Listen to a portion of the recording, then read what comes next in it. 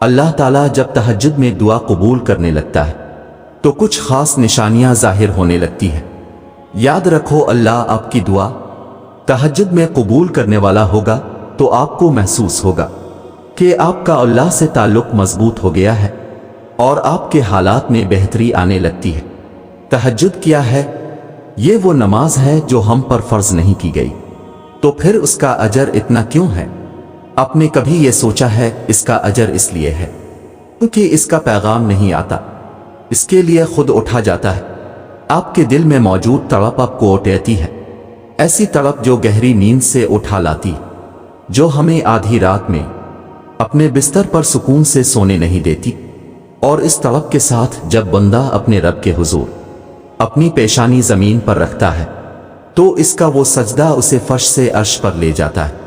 اس خدائے بزرگ و برتر کی رحمت اپنے بندے کو اپنے سائے میں لے لیتی ہے۔ بندہ اپنے رب کے سب سے قریب ہوتا ہے۔ اس وقت بندے کا بہایا ہوا ہر آنسو آنکھ سے بہتا ہے اور سکون دل میں اتار دیا جاتا ہے، ہر تکلیف ہوا میں کھوسی جاتی ہے۔ اس وقت رب اتنا قریب محسوس ہوتا ہے کہ لگتا ہے بس وہ ہمیں ہی سن رہا ہے۔ وہ ہمارے اندر ایک ایسا یقین پیدا کر دیتا ہے کہ اس نے ہماری مانگی ہر دعا کو قبول کر لیا ہے اور ہماری ہر خواہش کو صحیح وقت پر پورا کر دے گا۔ تہجد کا وقت خدا کی محبت کا عروج ہوتا ہے۔ تہجد بہت خاص ہوتی ہے، بہت خاص۔ تہجد اللہ کی طرف سے ہمارے لیے ایک ایسا بند دروازہ ہے جو صرف تہجد کی عبادت سے ہی کھلتا ہے۔ یہ دروازہ صرف ان لوگوں کے نصیب میں ہوتا ہے جو واقعی اللہ کے قریب ہوتے ہیں، اور سب سے بڑھ کر اللہ خود انہیں تہجد کی طرف لاتا ہے۔ رہتا تو وہ خدا ہر طرف ہے، پر تہجد میں خاص سیاہ کالی چادر کے پیچھے رات کی اندھیری میں صرف وہی لوگ اللہ کو دیکھ پاتے ہیں جس نے اللہ سے بے پناہ محبت کی ہو۔ اس وقت اللہ اور آپ کے درمیان ہونے والی گفتگو، آنسوں سے بھری ہچکیاں، دل میں کی گئی باتوں کی آوازیں صرف اللہ کے سوا اور کوئی نہیں سن پاتا۔ اس وقت تہجد کے سجدے میں نہ تو سر اٹھانے کا دل کرتا ہے اور نہ ہی آسمان سے نظر ہٹانے کا۔ اور اگر ایسا ہو جائے کہ کبھی اسی دوران تمہاری اللہ سے تہجد میں ملاقات ہو جائے اور وہ تمہارے روبرو آ جائے، وہ منظر تمہارے لیے معجزہ سے کم نہیں۔ تہجد پڑھنے والوں کے لیے معجزے غیب سے اتارے جاتے ہیں۔ رات کی تاریکیوں میں جب کوئی شدت سے اللہ کو پکارتا ہے تو سارے عرش والے اس کی جانب متوجہ ہو جاتے ہیں۔ پھر اللہ فرماتا ہے، کہو کیا مانگتے ہو، کہو کیا فریاد لائے ہو، کہو کیوں رو رہے ہو اے دن بھر مسکرانے والے۔ پھر جب تم اپنی عرضیاں اسے سناتے ہو اور اس کے روبرو سجدے میں گر جاتے ہو تو وہ حکم دیتا ہے ان دعاؤں کی قبولیت کا جن کے جواب تمہیں لگتا تھا کبھی نہیں آنے والے۔ پھر وہ تم سے کہتا ہے، لو بھر دیا دامن تمہارا، یقین کی جھولی پھیلانے والے، کن لکھ دیا گیا ہے۔ اب میں تمہارے نصیب میں مان گیا ہوں، میں مان گیا ہوں تم سے، مجھ کو منانے والے۔ تمہیں لانا تھا مجھ تک یہ امتحان تو بس تھے بہانے۔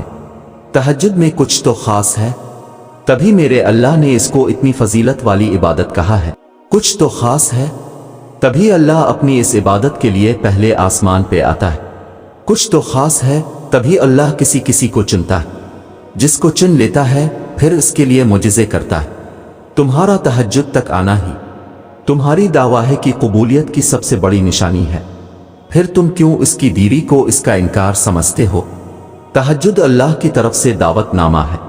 جب اللہ کو کسی سے ملاقات کرنی ہو اور بات کرنی ہو تو وہ اسے تہجد کی لگن لگا دیتا ہے۔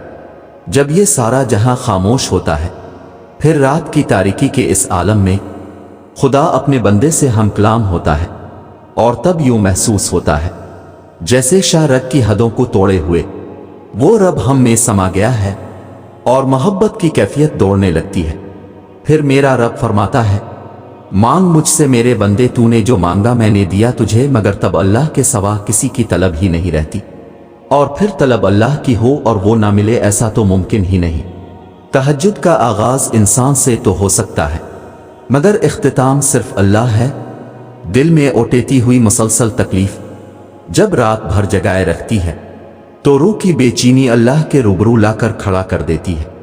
پھر کچھ درد سنایا جاتا ہے، اور دعا کے لیے بے جان ہاتھوں کو اٹھایا جاتا ہے۔